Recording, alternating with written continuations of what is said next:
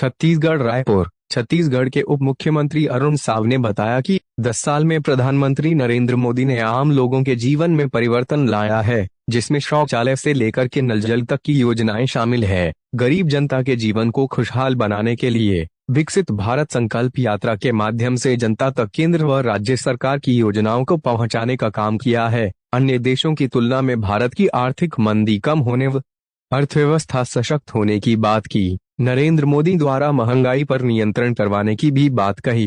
पिछले 10 सालों में प्रधानमंत्री माननीय नरेंद्र मोदी जी ने आम लोगों के जीवन में परिवर्तन लाने का काम किया है और आम लोगों की जो मूलभूत आवश्यकताएं हैं उन आवश्यकताओं को पूरा करने का मिशन मोड में काम हुआ है।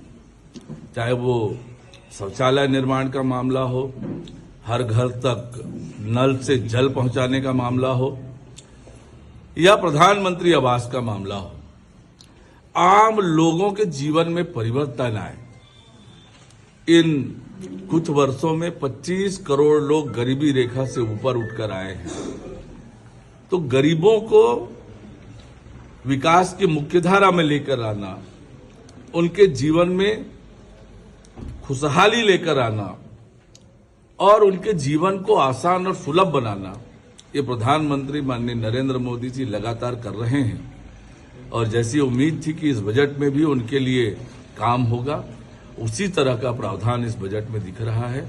प्रधानमंत्री माननीय नरेंद्र मोदी जी को और वित्त मंत्री निर्मला सीतारमण जी को मैं बहुत बधाई और शुभकामनाएं देता हूं। अभी हमने देखा विकसित भारत संकल्प यात्रा के माध्यम से लोगों तक केंद्र सरकार और राज्य सरकार की योजनाओं को पहुंचाने का काम किया और अब घर घर तक जाकर उन योजनाओं की चर्चा करना, बातचीत करना और पिछले 10 सालों में नरेंद्र मोदी जी की सरकार ने आम लोगों के लिए जो किया है उसकी चर्चा करना और आगे क्या होना चाहिए।